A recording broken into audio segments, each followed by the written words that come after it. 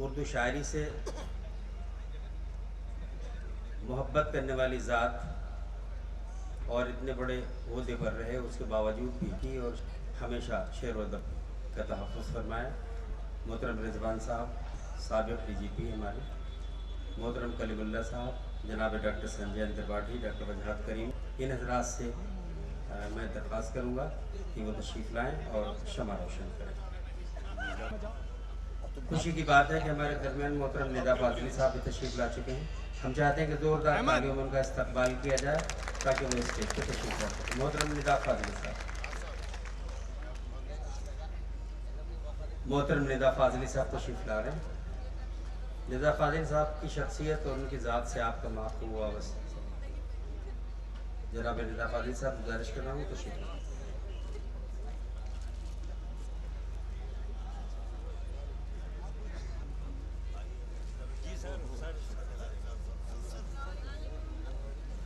एक आखिरी रस्म रह गई है शमा रोशन करने की। जनाब नसीमुर रहमान साहब निदा फाज़िल साहब का इस्तकबाल कर रहे हैं गुलदस्ता पेश करके। अब मैं मोहतरम जस्टिस करीमुल्लाह साहब से, मोहतरम रिजवान अहमद साहब से, मोहतरम निदा फाज़िली साहब से, डॉक्टर संजय त्रिपाठी साहब से, जनाब राशिद कमाल सामानी साहब से दरख्वास्त करूँगा कि वो तशरीफ़ लाएँ और शमा रोशन करें।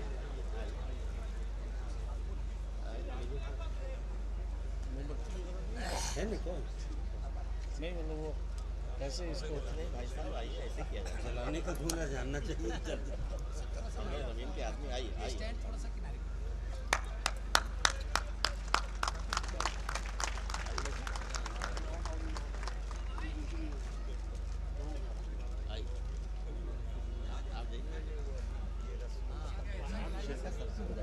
एक साथ चला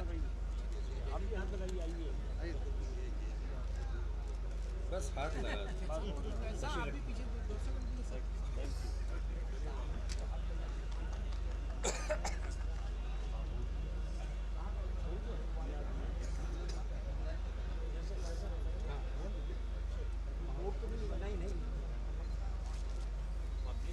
बस 2-3 मिनट आपसे और हम चाहते हैं, उसके बाद मुशावरा।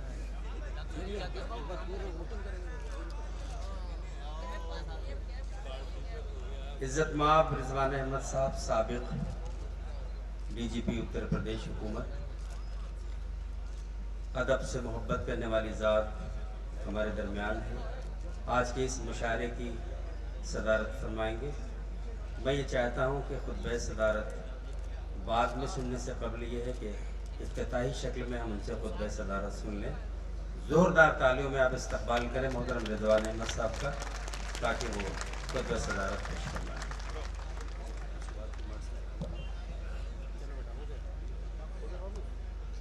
मोहतरम जस्टिस कलीमुल्लाह साहब, जो इस आज की शाम के जो चीफ गेस्ट हैं, हमारे शोहरा कराम, ख़ास तौर से अनवर जलालपुरी साहब, राहत इंदौरी साहब, अभी वसीम बरेलवी साहब आए नहीं हैं, निदा फाज़िली साहब, मैं सबका किसका हक कानपुरी साहब भी नज़र आ रहे हैं, डॉक्टर अजीज़, और इस कार्यक्रम के इस जो जलसा यहाँ मुनक़्क़द हुआ है उसके रूह रवां डॉक्टर वजाहत करीम, सुनीता करीम साहिबा और सभी हमारे मुअज़्ज़िज़ सामईन और पत्रकार बंधुओं, आज अभी कलीमुल्लाह साहब की तकरीर आपने सुनी, उसके बाद मेरे लिए कहने को कुछ बचा नहीं है। वैसे तो मेरे जहन में बहुत कुछ है, लेकिन मुझे ये समझ में नहीं आ रहा कि मैं बात कहाँ से शुरू करूँ और कहाँ ख़त्म करूँ। जहन में एक अफ़साना है, जहन में एक अफ़साना है और उन्वान ज़माना है। जहन में एक अफ़साना है और उन्वान ज़माना है, बस्ती में सब खैर से हैं, ये अखबार पुराना है। तो मैं ऐसे बड़े मोतबर और मायनाज शोहरा कराम और मायनाज हस्तियों के बीच में मुझे अपनी कम आयगी का बड़ा एहसास है, कम गोयाई का और कम आयगी का। मैं ये जुर्रत नहीं कर पा रहा हूँ कि मैं आज के इस सदारती खुतबे में क्या कहूँ। मुझे कोई बाज़ो नसीहत या दर्स व तदरीस या तलकीन व तरगीब कतई नहीं करना है। मैं तो एक अदब नवाज इंसान हूँ, न तो मैं शायर हूँ। ज़्यादातर लोग मुझे शायर समझते हैं। ये ज़रूर है कि मैं शायर नवाज और मैं समझता हूँ कि कवि हृदय ज़रूर रहा हूँ। और मैं एक आपको अपना किस्सा, जो एक अदबी हादसा है, वो मैं सुनाना चाहूँगा। जब मैं एसएसपी आगरा हुआ करता था, ये बात है 94-95 की। उसी के बाद मैं प्रमोट हो गई, यहाँ डीआईजी रेंज की शक्ल में आया था, यहाँ पे की हैसियत से आया था।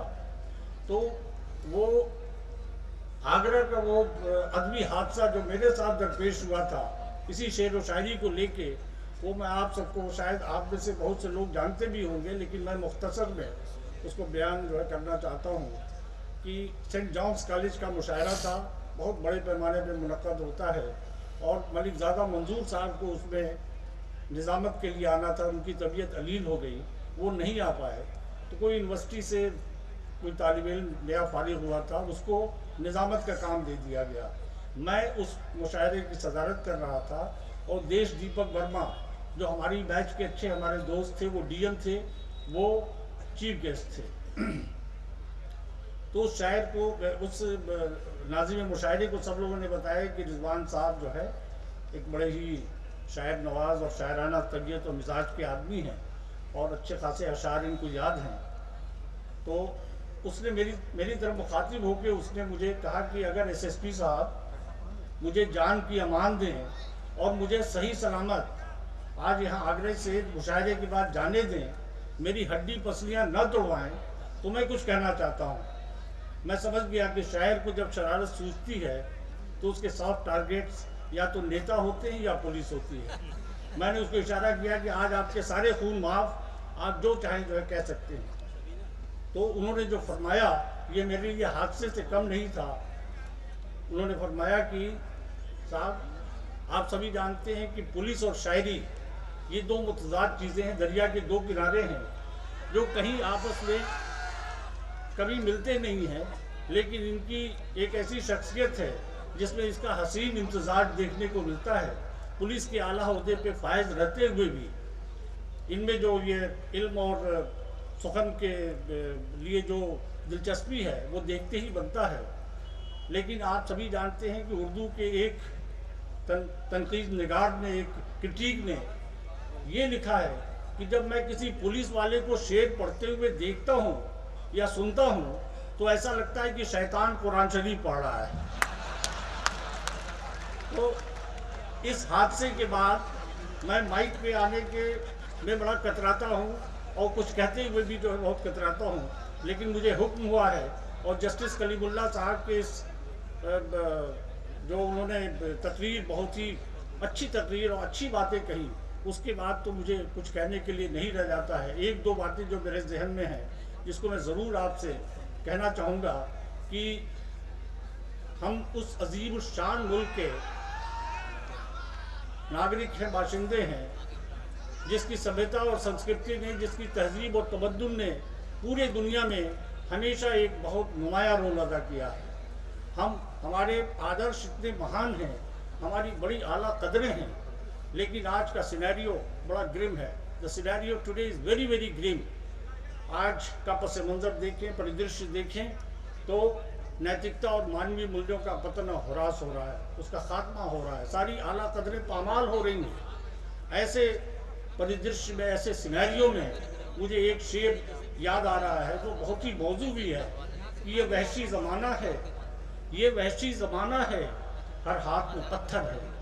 ये वहशी ज़माना है, हर हाथ में पत्थर है, बच जाए अगर शीशा ये उसका मुकद्दर है, बच जाए अगर शीशा ये उसका मुकद्दर है। तो मैं समझता हूँ कि ये सबसे बड़ी चीज़ जो है आज, जो ख़ास तौर से मुशायरे जो और कवि सम्मेलन, मैं समझता हूँ मुशायरे और कवि सम्मेलन ये हमारे समाज को जोड़ते हैं, समाज में समरसता पैदा करते हैं, क्योंकि हमारा महान देश इसलिए महान है, इसकी अजीमुशान रवायतें हैं, इसकी गौरवमयी परंपराएं हैं, क्योंकि हमने विश्व शांति की बात कही है, विश्व बंधुत्व की बात कही है, सर्वे भवन्तु सुखिनः सर्वे सन्तु निरामया में हमारा विश्वास रहा है, वसुधैव कुटुम्बकम में हमारी आस्था रही है। ऐसे मुल्क के हम नागरिक हैं, लेकिन आज जब हम नज़र उठा के देखते हैं तो हमें बहुत ही निराशा होती है, बहुत ही नाउमीदी होती है।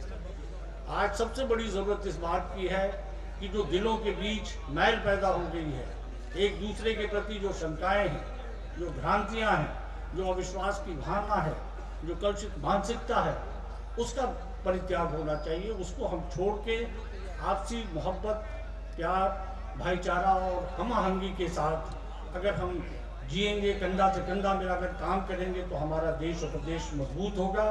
हम उन्नति के रास्ते पे, तरक्की के रास्ते पे गामजन होंगे और मैं समझता हूँ कि समाज में समरसता जो है पैदा होगी। इसलिए सबसे बड़ी चीज़ इसकी ज़रूरत है कि हम अपने माइंडसेट को ठीक करें और जो हमारी धरोहर है, जो विरासत है, मिली जुली तहजीब, जो गंगा जमनी तहजीब, जिसको हमारे मुशायरे और कवि सम्मेलन हमेशा एक बल देते हैं, मैं समझता हूँ कि इसको बचाए रखना, इस अपनी विरासत को, इस धरोहर को इन मुशायरों के माध्यम से ये बहुत बड़ा जो है कारखाना नुमाया अंजाम हो रहा है। इसमें आप सभी की शमूलियत जो है ज़रूरी है। इसलिए मैं समझता हूँ कि अपना माइंडसेट जो है वो ठीक करना, और इससे नशोनुमाई जहनों की मुशायरे और कवि सम्मेलन के माध्यम से होती है। दूसरी बात, मैंने सभी धर्मों का अध्ययन किया है, सभी धर्मों का साथ तक, सभी धर्मों का मूलभूत सिद्धांत, सभी धर्मों का निचोड़ एक है और वो है इंसानियत। इंसानियत या मानवता से बढ़कर कोई बड़ा धर्म नहीं है और समाज सेवा या खिदमत खल्क से बढ़कर कोई बड़ी इबादत नहीं है। मैं समझता हूँ कि अगर खुदा ने ताकत दिया है, कुव्वत दी है, शक्ति दिया है, सामर्थ्य दिया है, ओहदा दिया है, मनसब दिया है, तो हम अपने से जो कमज़ोर लोग हैं, जो कम भाग्यशाली हैं, जिनके पास 2 वक्त की रोटी नहीं है, जो समाज के उपेक्षित वर्ग के लोग हैं, जो तिरस्कृत वर्ग के लोग हैं, जो वंचित वर्ग के लोग हैं, उनके लिए कुछ सोचें, उनके लिए कुछ करें। मैं समझता हूँ कि सबसे बड़ी इबादत यही है। और इन सब कामों के लिए एक अच्छा इंसान का होना बहुत ज़रूरी है। आज के दौर में IAS मिल जाएंगे, IPS मिल जाएंगे, डॉक्टर्स, इंजीनियर मिल जाएंगे, बड़े बड़े उद्योगपति मिल जाएंगे, लेकिन अच्छा इंसान मिलना बड़ा दूभर और कठिन है। किसी शायर ने कहा है कि घरों के नाम थे, नामों के साथ ओहदे थे, बहुत तलाश किया, कोई आदमी न मिला। मैं समझता हूँ कि आज सबसे बड़ी जो है इसी बात की ज़रूरत है, क्योंकि अच्छा इंसान ही समाज में क्वालिटेटिव चेंज ला सकता है, गुणात्मक सुधार ला सकता है, समाज में समरसता पैदा कर सकता है। इसलिए तालीम के साथ तरबियत का होना, अच्छे संस्कारों का होना बहुत ज़रूरी है। क्योंकि शिक्षा के साथ दीक्षा, तालीम के साथ तरबियत, ये हमें अच्छा इंसान बनाएगी। और अच्छा इंसान वही है कि जहाँ रहेगा वहीं रोशनी लुटाएगा, किसी चिराग का अपना मकान नहीं होता। तो मैं समझता हूँ कि ये सबसे बड़ी चीज़ है। और जो हमने कहा कि खिदमत खल्क जो सबसे बड़ा, उसके लिए ये शेर मैं अक्सर लोगों को सुनाया करता हूँ कि घर से मस्जिद है बहुत दूर, चलो यूँ कर लें, किसी रोते हुए बच्चे को हंसाया जाए, किसी रोते हुए बच्चे को हंसाइए। इससे बड़ी कोई जो है इबादत नहीं हो सकती है। मैं आखिर में ख़ासतौर से डॉक्टर वजाहत करीम और उनके सभी साथियों का तहे दिल से शुक्रगुजार हूँ, जिन्होंने मुझे आपसे रूबरू होने का मौका दिया, ये बात यहाँ मुझे बदऊ किया। और आप सभी लोग जो है, मैं मुशायरे और आपके बीच में मुखिल नहीं होना चाहता हूँ, रुकावट नहीं बनना चाहता हूँ। इसलिए इस शेर के साथ, जिसमें मेरी सोच और मेरा संदेश भी छिपा हुआ है, इस शेर के साथ मैं अपनी बात खत्म करना चाहता हूँ कि हर एक शख्स यहाँ अपनी हस्ती का निगहबान बने, हर एक शख्स यहाँ अपनी हस्ती का निगहबान बने, और गम के तूफान में संगीन सी चट्टान बने। बाद में चाहे वो हिंदू या मुसलमान बने, पहले इंसान को लाजिम है कि इंसान बने। मैं समझता हूँ कि और आप सभी मुबारकबाद के मुस्तहक हैं। आप सभी के लिए इस दुआया शेर के साथ मैं अपनी बात खत्म करूँगा कि न कोई रंज का लम्हा तुम्हारे पास आए, न कोई रंज का लम्हा तुम्हारे पास आए, और खुदा करे कि हर दिन तुमको रास आए। बहुत बहुत शुक्रिया। Thank you, thank you.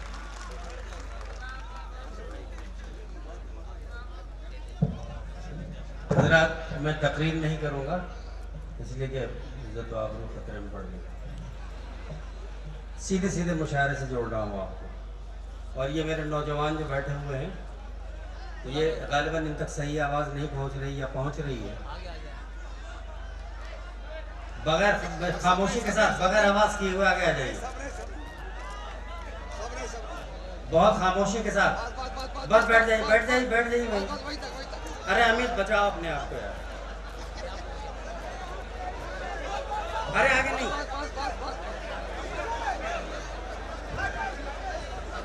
ज्यादा हद से आगे ना बढ़े।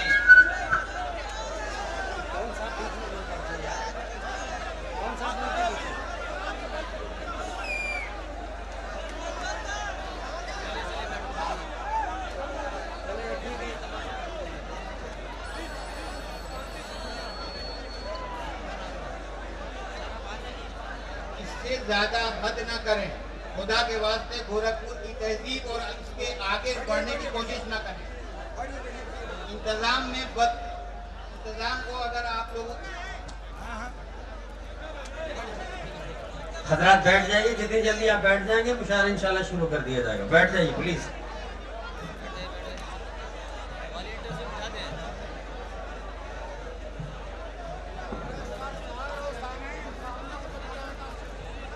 जो भी गनमैन हमारी आवाज सुन रहे हैं फौरी स्टेज के पास आ जाए। गनमैन, सारे गनमैन जो हमारी आवाज सुन रहे हैं वो आगे आ जाएं।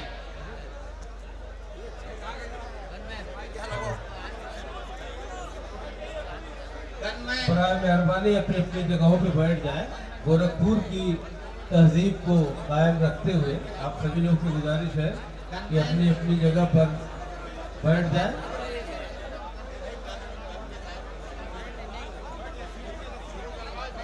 अरे प्लीज, अरे ये हटा दीजिए प्लीज। अरे दीवान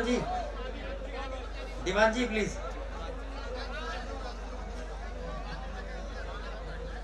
आप लोगों से दरख्वास्त है कि मेहरबानी फरमाकर आप लोग खामोशी के साथ मुशायरे से लुत्फानंदोज हों।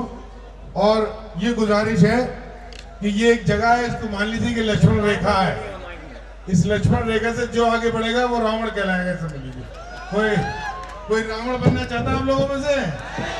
नहीं, तो भाई यहीं रुके रहिए। और जो आपके मेहमान आए हैं गोरखपुर के लिए इतनी दूर दूर से, बॉम्बे से, कुछ लोग विदेश से सफर करके आए हुए हैं, तो मेहरबानी फरमाकर उनकी जो खूबियां हैं उससे लुत्फानंदोज होइए। उनके जो अशार हैं उनको एंजॉय करिए। लेकिन बहुत आपसे हाथ जोड़ के दरख्वास्त है कि इसके आगे मेहरबानी फरमाकर ना बढ़े। ये गोरखपुर की इज्जत का सवाल है।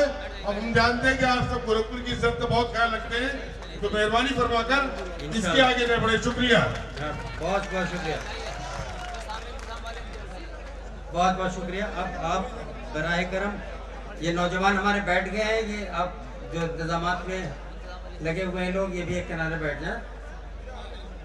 2 मिनट में मुशायरा शुरू इंशाल्लाह कर रहे हैं। बैठ जाइए आप हजरात। और मेरे नौजवान दोस्तों, आपसे दरख्वास्त है कि जो गोरखपुर की रिवायत रही है, अदबी रिवायत, उसका इंशाल्लाह आप लिहाज करेंगे, ताकि ये जो हिंदुस्तान भर से शोराए कराम यहाँ तशरीफ़ लाए हैं, ये जब अपने शहर को लौटे तो ये कहें कि गोरखपुर में अब भी वो रिवायत कायम है जो उमर कुरैशी साहब ने कायम की थी या दीगर जो शोरा ने कायम की थी। बराए करम जनाब आमिर साहब, अब एक किनारा हो जाइए प्लीज आप लोग।